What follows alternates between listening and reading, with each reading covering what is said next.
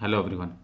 आज हम बात करेंगे डायनामिक्स ऑफ सर्कुलर मोशन की, जिसमें कि हम आज सेंट्रीपिटल फोर्स के बारे में देखेंगे और उससे बनने वाले जो सवाल है वो देखेंगे। सेंट्रीपिटल फोर्स का आप कोई भी क्वेश्चन सॉल्व कर पाएंगे अगर आप ये छोटा सा वीडियो देख लेंगे।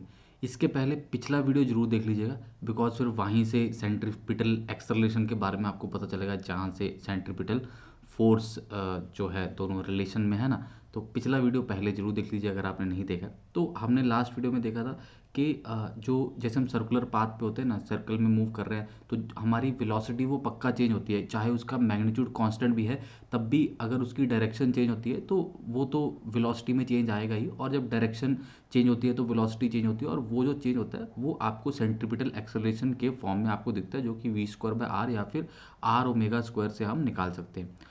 अब एक्चुअल में सेंट्रीपिटल एक्सेलरेशन आ रहा है तो ऑब्वियसली बात है कि वहाँ पे एक फोर्स भी लग रही होगी, तो जो फोर्स लगती है वो होती है सेंट्रीपिटल फोर्स, और उस सेंट्रीपिटल फोर्स की वजह से सेंट्रीपिटल एक्सेलरेशन आता है। ठीक है, तो सेंट्रीपिटल फोर्स जो है वो obviously basically towards the centre रहती है और रेडियल वेक्टर रहता है, मतलब along the radius towards the centre रहेगी। और force basically mass into acceleration जैसे हमें पता होता है, तो वैसे ही सेंट्रीपिटल फोर्स जो है वो मास इनटू सेंट्रीपिटल एक्सेलरेशन रहती है। तो centripetal acceleration since v square by r है तो m v square by r या फिर एम आर ओमेगा स्क्वायर, आपके दो फॉर्मूलाज बन जाते हैं सेंट्रीपिटल फोर्स के। तो जब भी सर्कुलर मोशन होगा ना तो डायरेक्शन तो बदलेगी बदलेगी वेलोसिटी की, मतलब there will be change in velocity and there will be centripetal acceleration and there will be centripetal force which will generate that centripetal acceleration. ठीक है, तो सेंट्रीपिटल फोर्स क्या होती है ना, ये खुद से कुछ फोर्स नहीं होती, मतलब ऐसा हम नहीं लगा सकते कि जरा देना सेंट्रीपिटल फोर्स 10 न्यूटन की मैं जरा यहाँ पे लगा दूँ। एक्चुअल में कोई ना कोई फोर्स उस समय एग्जिस्ट कर रही होती है सिस्टम में जो सेंट्रीपिटल फोर्स का रोल प्ले करती है। जैसे कि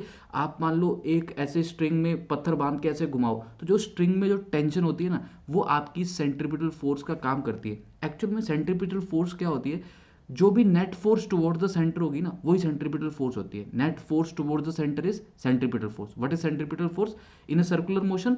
net force towards the centre. ये जो चीज़ है ना ये बहुत इंपॉर्टेंट है। F net towards centre that will give you the centripetal force.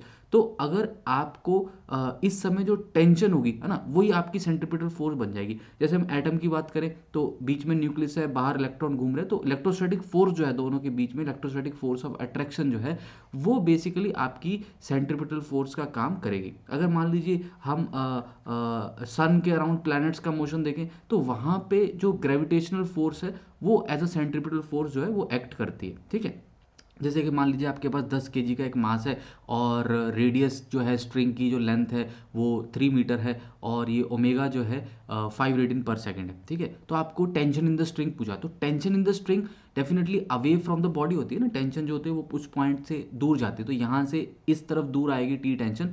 तो टेंशन अगर आपको ढूंढनी है तो वो सेंट्रीपिटल फोर्स के बराबर होगी। और सेंट्रीपिटल फोर्स क्या होती है, वो तो एम आर ओमेगा स्क्वायर या m v square by r से आप निकाल सकते हैं। तो हमने एम आर ओमेगा स्क्वायर लगा लिया, ये एम है ये आर है ये ओमेगा स्क्वायर है, तो हमारे पास सेंट्रीपिटल फोर्स आ जाएगी। अगर एक हम अच्छा क्वेश्चन ले और इसको समझने की कोशिश करें, मान लीजिए यहाँ पे एक पोल है ना, एक डंडा है, और डंडे से आपने 3 मास बांधे, ये 1-1 मीटर के डिस्टेंस पे है तीनों ही मासेस है ना, एक 1 kg एक 2 kg और एक 3 kg का आपके पास सर्कुलर बॉल्स हैं लेट से, और इनको आपने स्ट्रिंग से अटैच कर दिया। ठीक है, और आपने इस पोल को 2 रेडियन पर सेकंड से घुमा दिया, मतलब ये सारे मासेस 2 रेडियन पर सेकंड की एंगुलर वेलोसिटी के साथ घूमेंगे।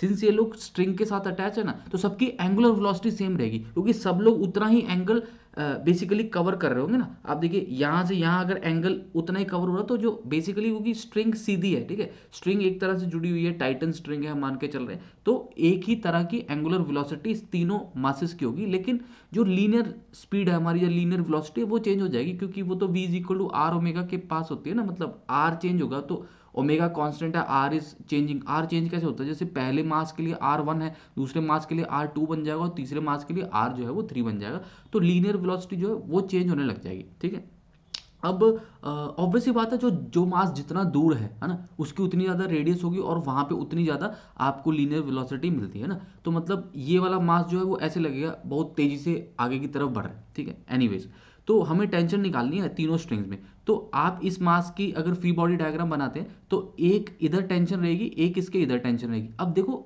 स्ट्रिंग में टेंशन सेम ही होते हैं ना, ऐसा नहीं होता कि इस तरफ स्ट्रिंग में टेंशन T1 है और इस तरफ स्ट्रिंग में टेंशन T2 है, एक स्ट्रिंग में टेंशन सेम ही होती है। तो इस स्ट्रिंग की टेंशन जो होगी वो T2 होगी, लेकिन अवे फ्रॉम द मासेस रहती है, away from the point of, जो जहाँ पे पॉइंट है ना उसके दूर रहती है, उसके बाहर की तरफ जाती है। तो 2 kg मास की T2 टेंशन इस तरफ और T3 टेंशन इस तरफ, और 3 kg मास की T3 टेंशन इस तरफ। ठीक है, आई होप आपको फ्री बॉडी डायग्राम बनानी आती है, ये तो आप लॉज ऑफ मोशन में बनाते हैं, फिर भी मैंने थोड़ा सा एक्सप्लेन करने की आपको कोशिश की है। तो 3 kg मास की अगर हम एफवीडी बनाएं तो यहाँ पे ये T3 इस तरफ जा रहा है, ठीक है, और ओमेगा इसका आपके पास 2 है ही, और इस पे कोई फोर्स है नहीं, तो net force toward the centre is T3 and T3 will be equal to the centripetal force, and centripetal force is m r omega square. ये मास आ गया, ये आर आ गया, और ये ओमेगा स्क्वायर आ गया। 36 न्यूटन की टेंशन आपको ये वाली स्ट्रिंग में मिलने वाली है। अगर हम 2 kg मास की बात करें तो 2 kg मास पे एक टेंशन इस तरफ है T2, एक टेंशन इस तरफ है T3, तो नेट फोर्स टुवर्ड्स सेंटर कितनी आ जाएगी, वो T2 माइनस T3 आ जाएगी, और वही आपकी सेंट्रीपिटल फोर्स बन जाएगी। हमेशा net force toward the centre हमें देखना है, तो फिर से वही m r omega square, r इस समय 2 रह जाएगा, मास भी 2 है, ओमेगा स्क्वायर आपके पास है, तो वैल्यू आ गई 16 यहाँ पे T2 माइनस T3 की। T3 को उस तरफ ले जाइए तो 36 प्लस 16 आपके पास 52 न्यूटन आ गया।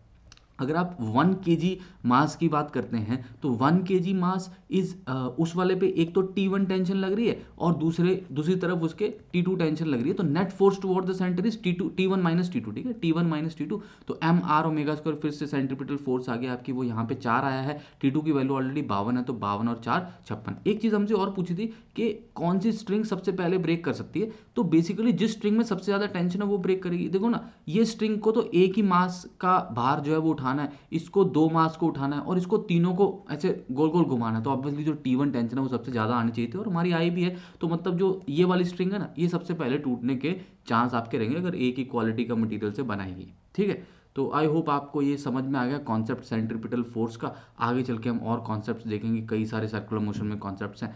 चैनल को सब्सक्राइब कर लिए, डिस्क्रिप्शन जरूर चेक करिएगा, वहाँ पे आपके काम की चीज़ें आपको मिलेंगी, नोट्स वगैरह आप डाउनलोड कर पाएंगे। Thank you so much, I wish you all the very best.